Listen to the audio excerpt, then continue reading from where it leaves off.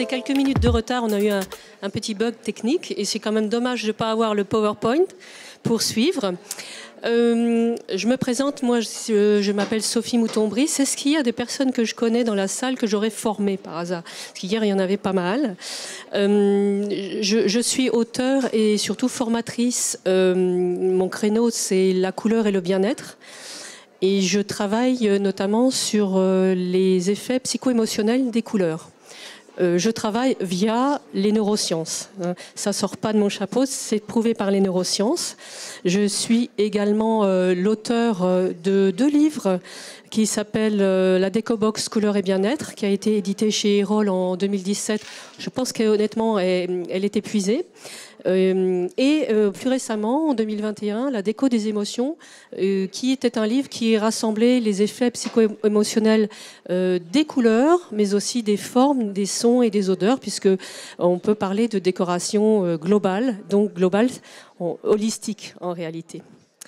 J'ai un 3e livre qui va sortir au mois de mars chez Trey Daniel, toujours mon éditeur, et qui va cette fois-ci traiter des couleurs de la nature, la magie et la puissance des couleurs de la nature et comment on peut se les approprier chez soi, sur soi, dans son univers, pour profiter de leurs ondes bienfaisantes.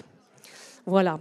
Alors, ce workshop, il est consacré à bien choisir les couleurs de son magasin pour pouvoir justement en faire un univers en cohérence avec votre proposition et surtout un univers dans lequel le client a envie de rentrer. Alors hier, on traitait de attirer le client pour le faire rentrer avec les façades et les vitrines, la couleur des façades et des vitrines, parce que l'idée c'était de capter l'attention dans les rues grises et de faire rentrer quelqu'un. Aujourd'hui, la problématique c'est de faire rester le client, parce que quand on fait rester un client dans son magasin, eh bien, on a plus de chances qu'il achète, bien évidemment. Donc, on va voir ça tout de suite. Est-ce que c'est bon, le PowerPoint, Cécile? D'accord, merci. Alors, hop, et voilà. Alors, notre idée, aujourd'hui, ça va se dérouler, ce workshop, en deux temps. Déjà, je vais dérouler mon PowerPoint pour, comme ça, vous allez pouvoir apprendre comment on choisit une couleur de manière à faire rentrer les personnes dans son magasin. Et puis, après la fin du PowerPoint, on peut aller se réunir autour des tables où je mettrai les échantillons que j'ai préparés pour vous. Vous allez voir, je vais vous présenter notamment 3 univers de couleurs pour vous donner des idées pratiques. Bon, moi, je suis une fille très pratique, donc j'aime bien donner des idées tout de suite. C'est pareil dans mes formations, j'enseigne la couleur bien-être.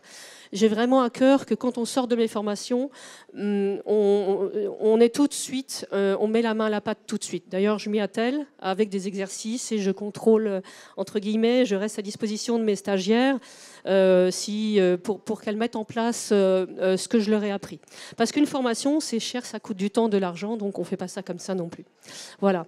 Donc, on ira se réunir autour de la table pour ceux qui ont des boutiques, des magasins, qui veulent avoir un conseil pour pouvoir améliorer le trafic. D'ailleurs, qui aujourd'hui ici a une boutique, un magasin et souhaiterait avoir des conseils directs?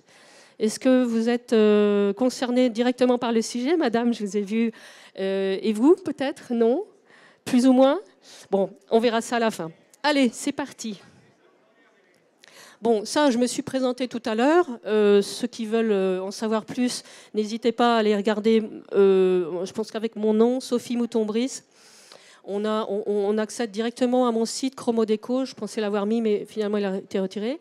Ça, je vous en ai parlé, donc je ne vais pas rester là-dessus, vu qu'on a déjà un peu de retard. Voyons déjà l'impact fabuleux de la couleur sur nous, êtres humains. Et notamment, nous, ce qui nous intéresse, c'est les consommateurs, les clients, les passants qui peuvent éventuellement rentrer dans notre magasin. Et pourquoi rentreraient-ils dans notre magasin? Eh bien, principalement, 92 personnes, non, il y en a plus que ça, 92% des personnes estiment que les couleurs jouent un rôle essentiel dans la décision d'achat. Donc ça, évidemment, on le sait bien, c'est le marketing, et notamment le marketing neurosensoriel, c'est-à-dire qu'on va jouer sur les couleurs, les formes, les sons, etc. Mais les consommateurs sont quand même 93% à être attirés par l'aspect visuel d'un produit. C'est ça qui va les séduire. la couleur avant tout, ensuite après vient la texture et puis l'odeur. Alors, 42% des personnes, après je ne vous abreuve pas de chiffres, c'est juste pour démarrer, basent leur opinion sur un magasin uniquement grâce à son design. Donc vous voyez, on peut avoir les plus belles propositions du monde. Si on ne met pas ça dans un écrin, je dirais cohérent, non, moi je suis un petit peu fanatique de la cohérence, on va dire. Je trouve que c'est la cohérence émotionnelle qui va nous parler. Et tout à l'heure, on va vraiment parler de cohérence émotionnelle entre le choix des couleurs de l'aventure, on l'a fait hier, de l'intérieur du magasin vis-à-vis des produits ou de l'émotion que vous voulez leur vendre. Alors, juste petit intermède, je ne fais pas un cours sur la couleur bien évidemment aujourd'hui, mais c'est quand même important de savoir comment ça fonctionne. Pourquoi la couleur est-elle si attractive et comment agit-elle? Alors, vous le savez sûrement, sinon je vous l'apprends, mais les couleurs, c'est de la lumière évidemment, et donc ce sont des ondes électromagnétiques. On est entouré d'ondes électromagnétiques, aujourd'hui on est presque même saturé, mais les couleurs sont une forme d'onde électromagnétique que l'on va percevoir évidemment comme une vibration lumineuse, et à chaque vibration lumineuse, selon chaque couleur, va dégager un message différent, parce que chaque vibration lumineuse de chaque couleur va toucher notre cerveau en un endroit particulier. Il va y avoir l'endroit de l'apaisement, je schématise bien sûr, l'endroit de la vitalité physique, l'endroit de la concentration, l'endroit de la créativité, etc., etc. Donc, vous voyez, ça, c'est un petit tableau que j'aime bien montrer dans mes cours, où l'on voit bien les principales couleurs, comment elles émettent des messages différents. Vous voyez qu'il y a les ondes électromagnétiques sont plus rapprochées, plus rapides, ou, par exemple, notamment pour le rouge, qui est une couleur éminemment physique, le rouge comme le sang, très physique, très vital, très rapide, très efficace également. Et de l'autre côté, totalement à l'inverse, le violet, qui a une sinusidale. Il faudrait peut-être que j'évite ce genre de mots quand je suis en conférence, qui a des courbes, on va dire, beaucoup plus longues, lentes, et qui va nous amener, lui, au domaine des rêves. Oui. C'est pas trop le temps des questions, mais parce qu'on vous entend pas. Vous pouvez venir après, comme ça tout le monde entendra, ce que je ne peux pas vous donner le micro tout de suite, à moins que... Non, la jeune fille, elle n'est pas là. Tout de suite, tout à l'heure. Alors, la grande question, évidemment, c'est la couleur peut-elle nous influencer? Bien évidemment, vous imaginez bien que si je suis là, j'ai écrit 3 livres dessus, et je suis loin d'être la seule. Bien évidemment, la couleur, elle agit silencieusement. Au-delà des apparences, elle agit sur notre cerveau parce qu'elle va effectivement attirer à chaque fois des zones spécifiques. Donc c'est ce que je venais de vous dire, on peut tout créer. On peut créer un espace sécurisant, rien qu'avec la couleur en fait. Alors, évidemment, il faut que ce soit en cohérence avec les autres messages. Ce n'est pas non plus magique. Mais quoique. Alors, la couleur, elle a des super pouvoirs, évidemment, quand elle est bien utilisée. C'est ça l'objet de ma présence aujourd'hui. Quand on met la bonne nuance au bon endroit aussi, parce qu'il faut bien l'utiliser, bien la choisir et bien la poser. Et puis, à ce moment-là, elle devient vraiment créatrice d'émotions, de curiosité et d'achat. Alors, on va rentrer directement dans notre sujet, après cette présentation un petit peu plus technique. Notre idée, notre souhait, c'est bien sûr de créer un univers aux bonnes couleurs pour mieux vendre. Quelles sont les bonnes couleurs? Est-ce qu'il y a des bonnes couleurs? Alors, les bonnes couleurs, ce sont celles qui vont être créatrices de bien-être dans votre magasin et qui vont donner envie d'acheter. C'est celles qu'on va voir tout à l'heure. C'est celles avec qui, justement, les clients vont oublier de regarder leur portable tant qu'ils sont dans votre magasin. Donc, ils vont être concentrés sur votre univers, ils vont rentrer dans votre univers et à ce moment-là, ils vont être en capacité de passer un peu de temps et surtout d'acheter. Il y a des couleurs, ce sont des couleurs justes parce qu'elles mettent en condition d'achat par l'assimilation immédiate à un univers émotionnel. C'est bien ce qu'on voit ici. Alors, je fais un petit aparté. Vous avez vu, aujourd'hui, on a quand même eu, depuis quelques années, une grosse tendance sur le noir et sur le gris. Alors, surtout dans les grandes villes. Et ça, c'est quelque chose que j'ai remarqué incidemment. J'avais rendez-vous avec une personne qui a une petite pâtisserie artisanale dans une ville, dans une rue de Paris. Et je suis passée au moins 5 fois devant sa devanture sans la voir.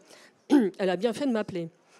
Donc je l'appelle, je lui dis écoutez, je suis désolée, je n'ai pas vu. Alors moi je vérifie bien le numéro. Si, en fait je ne l'ai pas vu, sa devanture, parce que dans une rue qui était peuplée de restaurants noirs et gris anthracite, eh bien sa devanture elle était grise aussi. Alors en plus elle faisait même pas 1,50 m de large, c'était une micro-pâtisserie artisanale. Je voyais absolument pas sa boutique, elle ne se démarquait pas. Alors, je vous la montre. Ah bah, c'est hier que je l'ai montré. Donc, on a eu l'idée, en s'inspirant du carreau de ciment qui était chez elle. Elle avait un vieux carreau de ciment où il y avait des petites pointes de jaune, un peu comme l'écharpe de madame. Un vrai jaune très tonique. Et le jaune, c'est quand même la couleur qui se remarque de plus loin. Demandez aux abeilles ce qu'elles en pensent, mais c'est un côté, évidemment, ce sont des prédatrices. Hein. Mais le jaune, c'est vraiment une couleur extrêmement... Mettez quelqu'un qui a un bonnet jaune dans une foule, vous le voyez tout de suite. Alors je lui ai dit, on va utiliser le jaune Trumpet, qui est le jaune vraiment claironnant de Little Green. Et elle a mis un aplat dans sa vitrine, comme ça, où elle mettait le menu du jour, par exemple, aujourd'hui, petit financier à la framboise, etc. Et au bout de 15 jours, je l'appelle, enfin c'est elle qui m'appelle, elle me dit « Mais vous savez, c'est incroyable parce que enfin les gens ils rentrent chez nous et ils nous disent « Oh, vous venez d'ouvrir !» Je dis « Non, voyez en quoi la couleur est active ?» Parce qu'eux, ils croyaient vraiment que c'était un nouveau magasin. Parce qu'avant, ils passaient devant, un magasin gris parmi les gris, ils ne voyaient rien. En plus, le gris n'est pas une... Alors, ça peut être un bon choix si c'est en cohérence avec le produit que vous vendez. Par exemple du granit, de la pierre brute, etc. Ça peut être intéressant de choisir du gris. Mais si c'est des petits gâteaux, ça a moins de sens, avouez. Alors, la justesse d'une couleur, alors justement, c'est quoi? Alors, pour la trouver, on va répondre à ces questions. Quelle est la couleur qui est la plus représentative de mon produit, de mon activité? Ça, c'est déjà une question que vous pouvez vous poser et qu'on pourra poser tout à l'heure quand on verra les couleurs. Et puis, il y a une autre question, si on veut agir sur l'émotionnel, et on est quand même des animaux émotionnels, et l'achat, ça marche souvent avec le côté émotionnel. Quelle est l'émotion que je veux provoquer et qui est en cohérence avec l'univers de mes produits? Si je vends des petits financiers aux framboises, j'ai intérêt, ou des macarons, j'ai intérêt à provoquer une émotion de gourmandise, enfin, mettre un peu l'eau à la bouche, une émotion de douceur peut-être, en tout cas une émotion un peu sucrée. Donc peut-être que je vais aller voir du côté de couleurs qui sont en rapport avec ça et je vais vous les montrer. Finalement, le mauvais choix de couleur, c'est surtout celui qui n'est pas cohérent. Vous voyez, je ne vous dis pas telle couleur, à part le gris, qui est un peu particulier, telle couleur, c'est vraiment c'est pas une bonne couleur pour les boutiques. Je vous dis, regardez la cohérence et posez-vous la question, quel est mon univers émotionnel? Qu'est-ce que je veux susciter? Quelles sont les couleurs qui sont en rapport avec cela? Voilà. Et effectivement, la mauvaise couleur, c'est celle qui n'évoquera pas votre univers. Alors, on peut des fois avoir des écarts, mais il faut toujours que ça se justifie par quelque chose, soit par le nom de la boutique, soit par les couleurs qui sont à l'intérieur. Mais ça, c'est un autre sujet. Alors, notez bien que l'absence de couleur ne permet pas non plus cette mise en condition d'achat, parce qu'elle ne permet pas l'assimilation immédiate à un univers émotionnel. Par exemple, un univers émotionnel pour la beauté, le bien-être, le rose nude, ce sont ces couleurs-là, hein, les nudes. Je vais vous les montrer tout à l'heure parce qu'on va parler de la lumière justement dans les boutiques. Ça permet l'immersion émotionnelle quand on est en cohérence. Alors, y a-t-il des couleurs du désir d'achat? Alors, celles qui attirent l'œil, principalement déjà. C'est pour ça que tout à l'heure, j'ai parlé du jaune, parce qu'effectivement, il provoque un petit afflux de dopamine et il donne envie de rentrer dans une boutique. Ce sont les couleurs qui mettent en condition d'achat, peut-être par la détente, par la sensation agréable. Je vous disais tout à l'heure, si on propose au client une balade dans un univers où il va... pour 10 minutes, ne pas avoir envie de consulter son téléphone, c'est peut-être une bonne nouvelle en fait pour tout le monde. On peut aussi avoir des couleurs qui surprennent et on va les voir. Alors, nous allons découvrir donc l'univers émotionnel qui séduisent. 3 univers émotionnels, voilà. Je vous ai construit 3 univers émotionnels que vous allez peut-être pouvoir accrocher directement à vos univers à vous. Il y a des couleurs qui sont plus faciles d'accès, il y en a qui sont plus audacieuses, mais là-dedans, vous allez peut-être trouver votre identité. Alors, premier univers émotionnel, c'est l'univers lumineux. Place à la lumière. Alors, cet univers lumineux, ce sont essentiellement, alors j'essaie de vous les montrer comme ça, on les verra mieux sur la table, vous voyez, des couleurs qui sont des nudes, des blancs dorés, des pastels roses, alors on peut aussi avoir des bleus célestes, des céladons, etc. C'est pour ça que j'ai mis cette photo de papillon, parce que finalement, elle cadre bien avec toutes ces couleurs-là. Ce sont des couleurs que l'on appelle pastels. Et les pastels, croyez-moi, ce n'est pas des couleurs, je dirais, molles. Enfin, ce sont des couleurs qui ont quand même de l'énergie. Et surtout parce qu'elles ont beaucoup de lumière. Donc, elles ont deux avantages. Elles peuvent remplacer le blanc très efficacement, parce qu'elles ont la même luminosité que le blanc la plupart du temps. En tout cas, elles ont une belle luminosité. Et puis, elles donnent l'impression d'élargir l'espace. Ça peut être aussi utile.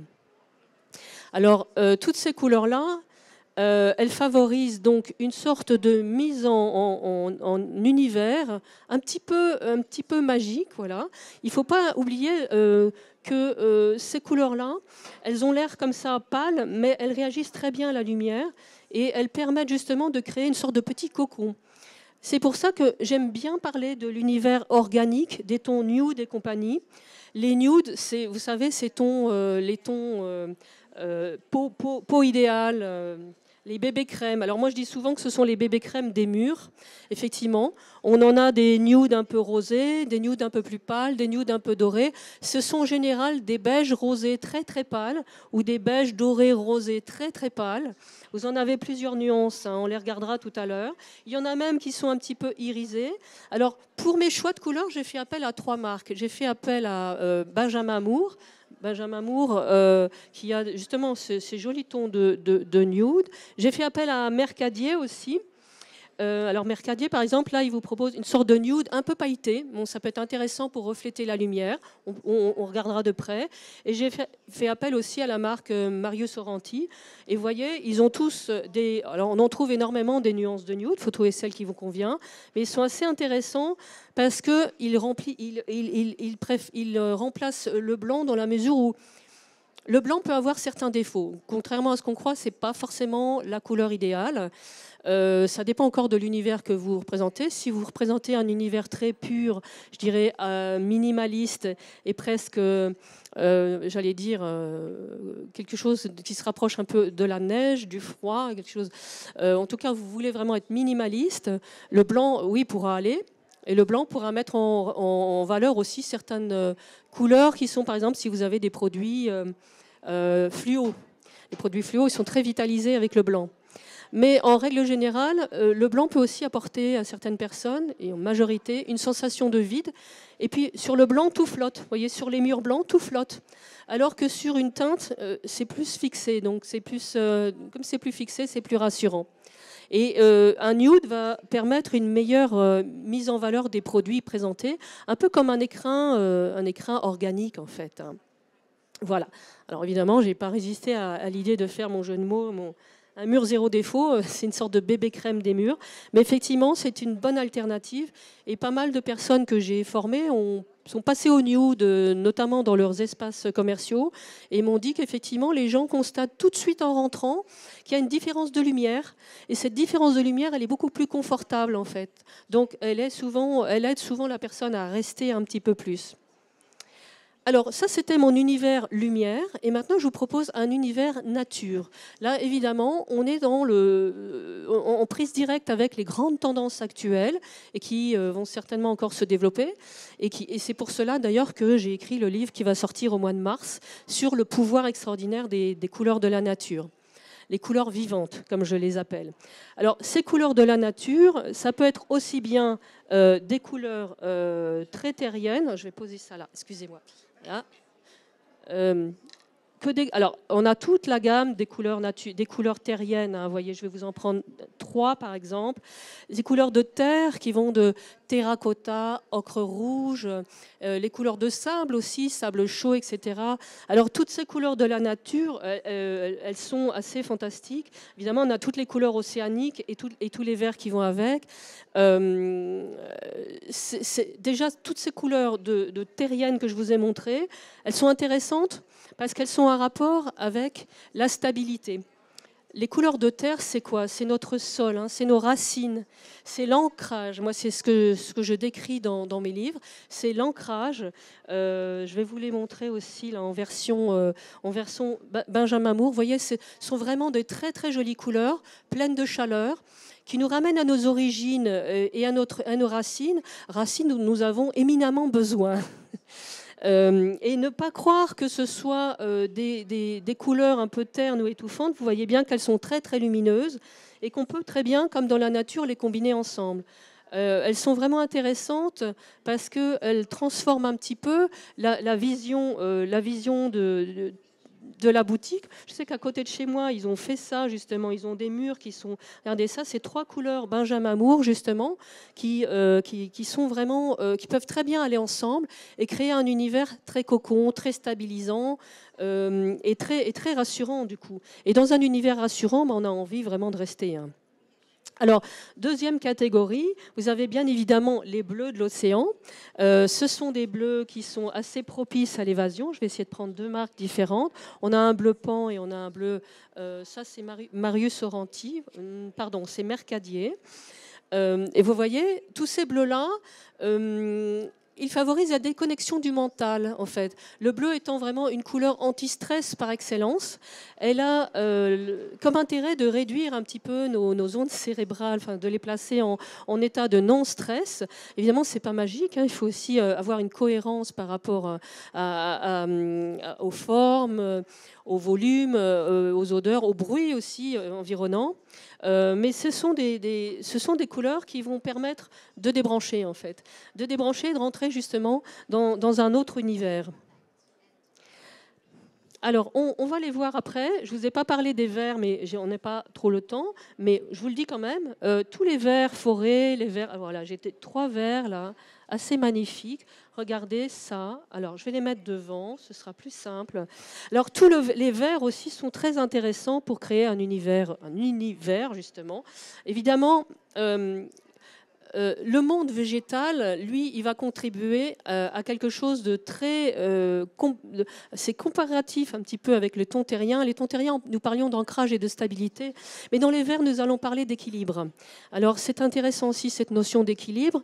Le vert a comme étonnante faculté d'équilibrer l'activité de nos 2 hémisphères cérébraux. Donc, ça fait quoi? Quand on équilibre les 2 hémisphères cérébraux, eh bien, ça nous recentralise, ça nous remet en état d'équilibre. Et ça, c'est intéressant aussi. Alors, tous les univers, évidemment, au marketing, ne sont pas compatibles avec ces couleurs-là. Donc, c'est pour ça qu'on peut aller à ce moment-là vers des bruns qui sont aussi parfois plus faciles à utiliser, entre guillemets. Alors, nous avons vu la lumière, nous avons vu la nature, et maintenant je vous propose de créer la sensation d'intimité. Parce que ça aussi, c'est intéressant. Quand vous créez une sensation d'intimité, vous allez aussi créer une sensation de protection, de rassurance. Et quand la personne, le client, est rassuré, et bien là aussi, il peut se déconnecter de son univers mental, se déconnecter de l'extérieur, et du coup, il va peut-être avoir envie de rentrer un peu plus, de regarder, fouiller un peu dans votre magasin et acheter. Alors, qu'est-ce qui crée la sensation d'intimité? Eh bien, principalement les couleurs sombres. Parce que les couleurs sombres ont moins de luminosité. Et quand on a moins de luminosité, là, je ne vous apprends rien. Évidemment, on va créer une sensation d'intimité. Alors, ces sensations d'intimité, je vais essayer d'en sortir 3. J'en ai vu là, qui étaient belles. Voilà. Ah ben non, elles sont en dessous, c'est bazar. Voilà, regardez. Là, par exemple, on a des couleurs qui sont très sourdes, un peu comme des faux bordeaux, un peu terriens. On a des verts très très foncés. On a des... Alors là, c'est limite bleu pan. Mais là, vraiment, on est dans des sensations, justement, on crée cette sensation de protection. La peur qu'ont les gens, parfois, quand on leur montre des couleurs comme celle-ci, et quand ils n'ont pas suivi mes formations, non, mais je rigole. Mais c'est vrai qu'en général, quand je fais parfois des conférences juste sur les couleurs sombres, et je les intitule « N'ayez pas peur des couleurs sombres ». Parce que les couleurs sombres, on les voit beaucoup dans les magazines de déco, mais les utiliser chez soi et dans sa boutique, c'est une autre paire de manches. Et en fait, il ne faut pas avoir peur des couleurs sombres et ne pas se dire j'ai peur que ce soit triste, j'ai peur de mon lacet, parce que c'est souvent ce que les personnes craignent. En réalité, si la couleur sombre est bien choisie, si elle est posée au bon endroit et s'il y a un bon jeu de lumière dans le magasin, elle ne va pas forcément... alors évidemment qu'elle va assombrir un petit peu, mais elle n'aura pas d'effet négatif, je dirais. Au contraire, elle va apporter une sorte d'impression de rentrer dans un univers un petit peu clos, mais sécurisant, parce que l'intimité, c'est la sécurité, et c'est ce que provoquent ces couleurs-là. Voilà. Alors, on peut avoir des couleurs sombres chaudes aussi, hein, évidemment. Je vous ai montré, vous voyez, même celle-ci, bon, elle est un peu vive encore, mais néanmoins, celle-ci, par exemple, c'est une couleur un petit peu bordeaux, elle est un peu plus chaude que les autres. On n'a pas forcément on a le choix des couleurs là encore. Et l'idée, c'est aussi, avec ces couleurs sombres, de créer des univers à forte personnalité. Parce que tout le monde n'est pas capable de choisir une couleur sombre pour son intérieur. Et oser cela. Surtout si vous avez des objets, des produits qui ont de la couleur, ça peut être intéressant parce que figurez-vous que ça va beaucoup plus les valoriser de mettre des murs, 2 murs ou 3 murs, on n'est pas obligé de faire les 4 murs, hein, parce que si vous faites les 4 murs avec une couleur sombre, vous allez un peu rétrécir le volume. Donc vous pouvez laisser un mur respirer en blanc ou le mettre dans une couleur plus claire. Mais ces couleurs sombres, elles vont vraiment mettre bien en valeur. Regardez, je vous fais l'effet. Hein. Par exemple, si vous mettez une couleur claire sur une couleur sombre, elle va beaucoup mieux ressortir que sur du blanc. Donc c'est aussi une idée de valoriser ce que vous proposez. Donc voilà, alors on a réduit la lumière, on a rendu plus intime avec ces couleurs et on a aussi créé une impression de rareté, donc de forte personnalité. Et c'est ce que je disais, c'est ne pas hésiter à en faire nos alliés parce qu'elles ont vraiment plein de qualités. Et elles vivent très très bien sans se lasser, pas du tout. Hein. Voilà. Je vous ai proposé les verres végétaux. Oui, c'était un peu comme celui-ci. Ça, c'est Marius Sorrenti, ouais, un vrai verre très très profond. Ce sont des coloris justement qui rééquilibrent. Et puis ça, c'est une personne justement qui avait suivi une formation avec moi, qui a un magasin à Vannes, Maison Tiphaine. Elle a choisi un vrai bleu clin. Alors je l'ai pas dans mes. Peut-être qu'on va. Ouais, je l'ai pas. Hein. Ce serait non, il est trop clair celui-là. Le bleu clin. Elle m'appelle après ma formation et c'était quelqu'un qui voulait ouvrir une boutique de déco et elle avait un petit peu, voilà, je lui ai dit, bah, si tu veux, enfin si vous voulez, on peut voir ensemble la déco du magasin et tout. Et puis elle me dit, bah, je vais t'appeler et je voulais te soumettre une idée que j'avais eue, mais je l'aurais jamais eue avant. Maintenant que tu avais fait ta formation, je l'ai eue. Et elle dit, j'ai appliqué un mur de bleu clin carrément au fond de sa boutique tout en laissant le blanc. Elle a eu très très bonne idée de laisser du blanc sur du bleu clin. Le bleu clin, c'est très particulier. Hein. C'est une couleur hyper saturée. C'est le bleu le plus saturé qui soit du reste. Et il a un fort magnétisme, on va dire. Donc il est même difficile de l'utiliser, je pense, avec d'autres couleurs à côté, d'autres que le blanc, qui va quand même bien le valoriser, lui apporter de la lumière. Donc c'est vrai que quand on passe devant sa boutique, ça attire irrémédiablement le regard, et bien plus que si elle avait mis que du blanc. Parce que si elle avait mis que du blanc, finalement, on aurait un peu confondu peut-être d'autres boutiques. Le bleu clin ayant une vraie très très forte personnalité, un très fort magnétisme, et il joue très très bien avec la couleur. Évidemment, on est dans un univers un peu océanique puisqu'elle propose, elle est à Vannes déjà, et puis elle propose aussi des choses en relation avec l'océan. Voilà. Alors, ce qu'on a vu, évidemment, c'est que l'immersion sensorielle, elle débute par la couleur. Et la question que j'aimerais vous poser, c'est dans quel voyage émotionnel vous avez envie d'emmener votre clientèle. Donc, je vais vous proposer, déjà, si vous avez des questions, on va voir les questions.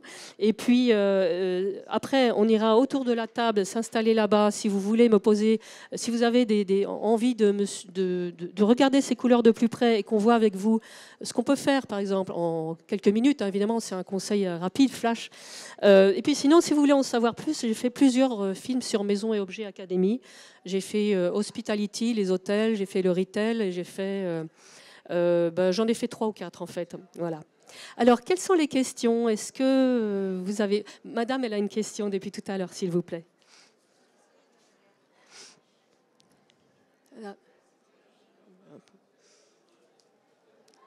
Bonjour, ça marche? Attendez, je vais vous donner mon micro. C'est bon? Ah oui, c'est bon. bon. Merci.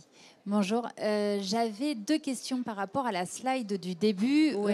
Où vous mettez les ondes électromagnétiques. Oui. Ma première, c'est que est-ce qu'on est tous égaux face à la réception de la couleur? Est-ce qu'on est tous égaux par rapport à ça? Est-ce qu'il n'y a pas comme une transmission aussi culturelle, sociale ou, vaste question. Et ma deuxième question, dans toutes les couleurs que vous montrez, est-ce que comment la mode intervient dans tout ça? Parce que voilà, il y a des modes du nude, il y a du mode du gris, Oui, bien sûr. Bien sûr. Voilà, c'était mes 2 questions d'un point de vue culturel, social. Oui, elles se rejoignent tout à fait. Évidemment, tous égaux, non, on peut pas vraiment dire. Il paraît que les femmes déjà voient beaucoup plus de couleurs que les hommes. Vous voyez, et aussi le daltonisme, parce que oui, du coup, non. Après, il y a les déformations effectivement du système. Enfin, les déformations, les différences de système optique, hein, c'est normal. Évidemment. Alors là, je vais pas rentrer là-dedans parce que c'est trop compliqué. Alors, ce qui est intéressant, c'est par rapport aux acquis culturels. Alors, les acquis culturels ne vont pas modifier la perception de la couleur physique, si vous voulez. La perception de ces ondes électromagnétiques et ce que je vous montre comme petit schéma, en fait, ça va directement au cerveau et ça ne passe pas par l'ego. Vous voyez ce que je veux dire? Donc, ça va toujours marcher, c'est-à-dire que les bleus vont toujours détendre et ne vont jamais exciter. Ou, sauf si les bleus sont placés avec une autre couleur, etc. Mais en gros, ça va toujours fonctionner. C'est-à-dire que les verts vont vous détendre. Et heureusement, parce que la nature, elle est faite pour ça. Quand vous vous promenez en forêt, par exemple, eh bien, vous avez l'impression que déjà vous respirez mieux. Et ce n'est pas seulement lié aux terpènes et aux huiles essentielles que distribuent les arbres, c'est le vert aussi. Et vous avez surtout arrêté la rumination mentale. C'est très connu, ça. Dans toutes les forêts du monde, quand vous allez vous promener, quels que soient vos acquis culturels, ça va fonctionner. C'est-à-dire que le vert va recentrer vos 2 hémisphères et ça va vous faire arrêter les ruminations mentales. Les Japonais le savent bien, eux qui sont champions du monde de burn-out. Ils ont même mis en place des balades en forêt pour pouvoir éviter le burn-out, si vous voulez, parce qu'ils ont bien compris l'incidence de cette couleur-là. Après, les influences culturelles, c'est un peu autre chose. Ça vient se superposer, un peu comme une idée, comme un préjugé, si vous voulez, parce que bon, il y a la conscience et il y a la préjugé, vous voyez. Donc il y a la couleur et il y a les acquis culturels. C'est un peu ça la différence. Est-ce que j'ai répondu à votre question? Et la mode, mais la mode, c'est un peu un préjugé. En fait, la mode, c'est un phénomène qui passe. Alors en fait, oui, ça va influencer un peu certains choix, mais il y a des gens qui ne sont pas du tout influençables par ça non plus. En fait, la mode, elle n'est pas forcément faite sur le bien-être. Moi, je vous parle de bien-être, vous voyez. On va lancer... Par exemple, ce qui est intéressant, c'est de voir le travail de Pantone, qui chaque année vous propose une couleur de l'année, voire 2 à certains cycles. J'ai discuté avec la directrice de Grande-Bretagne de Pantone il y a quelques années parce qu'elle venait à une table ronde ici même que j'organisais et qui s'intitulait « La couleur gouverne-t-elle nos sens ?» Et je lui ai posé une question que tout le monde a envie de se poser, enfin, je pense surtout dans le milieu de la décoration, c'est ces couleurs de l'année, est-ce qu'elles sont faites pour nous influencer? Et puis elles viennent comme ça, vous les proposez pour juste faire du marketing? Ou est-ce que ces couleurs de l'année, elles viennent bien d'une vraie tendance analysée? Et elle m'a répondu qu'effectivement, ils ont des auditeurs, en fait, des observateurs plus exactement, dans le monde entier. Et avec ces observateurs, dans tous les pays, enfin pas tous les pays en réalité, parce que ça reste très centré sur le monde anglo-saxon et européen, ils vont faire remonter des informations. Par exemple, cette année, on a constaté beaucoup d'achats en violet. On a constaté beaucoup de violet dans les films, dans les publicités, dans tout ce qui est graphisme, dans tous les univers de la consommation, en fait. Et du coup, ça va remonter. Et ils vont effectivement analyser ça et se demander à quoi ça correspond. Peut-être que le violet, qui n'est pas une couleur matérielle mais immatérielle, ça correspondait, parce qu'il y a quelques années, ils ont eu l'ultraviolet, c'est pour ça que j'en parle. Peut-être que le violet, à ce moment-là, ça parlait d'un besoin de un peu plus de spirituel, un peu plus d'immatériel, un peu plus de conscience dans notre monde. Alors ils se sont dit, on va prendre... Alors c'est comme ça qu'il fonctionne. Donc ça vient, là c'est plus qu'une mode, ça vient vraiment d'une étude sociologique et comportementale vis-à-vis des couleurs. Donc, eux, ils proposent cette couleur de l'année qui a été étudiée comme étant demandée. Et puis, en fait, après, voilà, elle arrive dans différents vecteurs de communication. Voilà. Est-ce qu'il y a une autre question? J'ai vu un bras se lever, non? Non, non. Ah oui.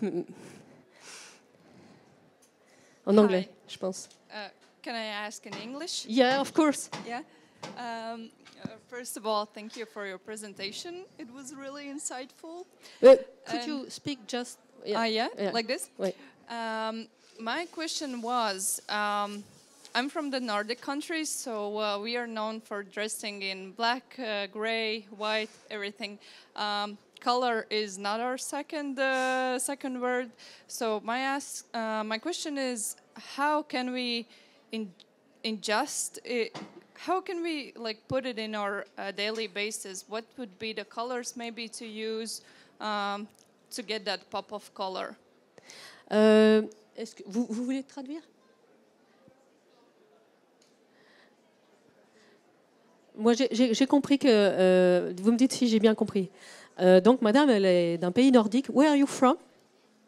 I'm from Latvia. Norvégien? Lettonie, yeah. Ah, Lettonie. Et donc, effectivement, un pays nordique. Elle se demande comment il pourrait faire pour, dans les pop-up stores, les boutiques, apporter de la couleur par rapport au gris ambiant. Est-ce que c'est ça? Je ne suis pas sûre d'avoir bien compris la question. No, I mostly mean that we are wearing black, white, and everything. So how can we put color more, I don't know, red, everything, to those people who don't like to wear it? How can we indulge it? Oui, et la question que je me pose, c'est pourquoi est-ce que... Oui, elle dit que vous portez sur vous des couleurs sombres, mais c'est peut-être... là, j'avoue, je ne peux pas trop répondre, parce que pourquoi portez-vous des couleurs sombres? N'éprouvez-vous pas le besoin de porter de la couleur, quoi? Parce qu'effectivement, c'est tellement facile de porter de la couleur. Après, je pense que ce n'est pas vraiment un problème lié au marketing. Oh, j'ai tout mélangé.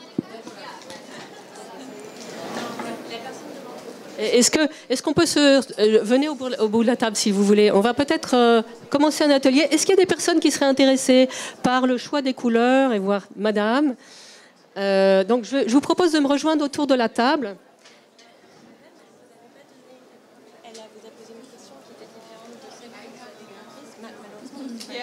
Ah oui. Dans son pays, il porte beaucoup de matières sombres. Oui, ça j'ai compris, ouais. Mais en fait, je comprends pas la question parce que c'est à eux de décider. Vous voyez, ils peuvent prendre n'importe quelle couleur et le décider. Comment ils peuvent faire? C'est la question justement que j'ai du mal à comprendre. Parce que si c'est traditionnel chez eux de s'habiller en noir et gris, je peux pas. Elle ne va pas être filmée, la dame. Alors, on va se mettre là. Attendez, je vais me mettre là-bas. Vous voulez que je me mette de l'autre côté? De l'autre côté, alors. Hop. Allez, je me mets là. Je vais refaire mes petits tas parce que, là, du coup, j'ai un peu tout mélangé. C'est vrai? Bon, merci beaucoup. Au revoir. N'hésitez pas à me recontacter si vous avez besoin. À bientôt. Alors, on va mettre nos couleurs de terre.